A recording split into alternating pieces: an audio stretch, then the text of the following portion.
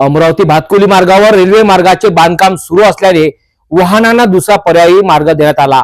मात्र याच पर्यायी मार्गावर अनेक कंटेनर जात असल्याने येथील नागरिक चांगले त्रस्त झाले आहेत।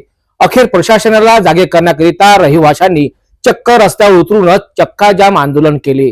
या दरम्यान वाहतूक अनेक तासापर्यंत ठप्प झाली होती।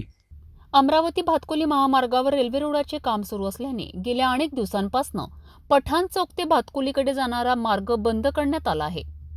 त्यामुळे महानगरपालिकेच्या कचऱ्याचे कंटेनर नेण्याचा रस्ता सुद्धा बंद झालेला आहे। अशात महानगरपालिकेकडनं वाहनांना ये-जा करण्यासाठी पर्यायी रस्ता दिलाय। याच पर्यायी मार्गावर अनेक वाहनांसह अनेक कचरा कंटेनरची वाहतूक होत आहे। अशात मात्र दिवसभर या रस्त्याने महानगरपालिकेच्या कंटेनरची मोठ्या प्रमाणात वाहतूक सुरू असल्याने स्थानिक नागरिकांना मोठ्या प्रमाणात त्रास सहन करावा लागत आहे। याच महानगरपालिकेच्या कंटेनरच्या वाहनांनी रस्त्यांची दुरावस्था झाल्याचे नागरिकांचे म्हणणे आहे। अनेकदा अधिकाऱ्यांना माहिती देऊन सुद्धा यावर कुठल्याच प्रकारची कारवाई करण्यात आली नसल्याने अखेर येथील रहिवासी रस्त्यावर उतरलेत। शुक्रवार 13 डिसेंबर रोजी स्थानिक नागरिकांनी चक्क रस्ता रोको आंदोलन केलेत।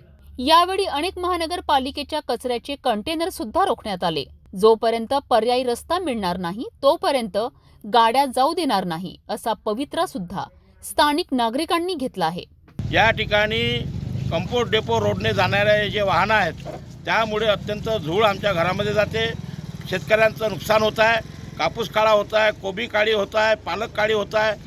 घरामध्ये भांडी कुंडी जी काय आहे सर्व धुळीनं मिश्रित होतात, सर्वांना अस्थमाचा रोग होत आहे। या रोडने अत्यंत यांनी जे रेल्वे फाटक बंद केला आहे, रेल्वे फाटक बंद करण्याच्या अगोदर त्यांनी डायव्हर्शन म्हणून दुसरा रोड काढायला पाहिजे होता।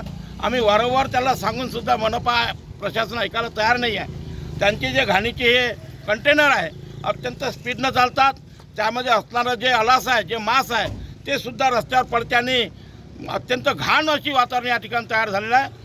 सांगून आम्ही कंटाळलो। शेवटी या ठिकाणी आम्ही चक्का जाम आंदोलन केलं। जाधव साहेब आले होते, म्हणे इथून जाऊ द्या, तिकडून जाऊ द्या।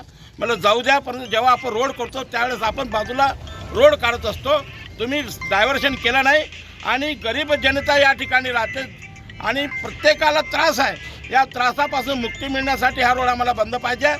जर तुम्हाला हे चालू करायचं असेल तर हा रोड कंपोस्ट डेपोपर्यंत चांगला करा, त्यानंतरच हा रस्ता सुरू होईल। अन्यथा आम्ही या ठिकाणी कंपोस्ट डेपोचे कुठलेही कंटेनर जाऊ देणार नाही। ही आमची सर्व नागरिकांची मागणी आहे। आम्ही सर्वसामान्य जनता या ठिकाणी आहे।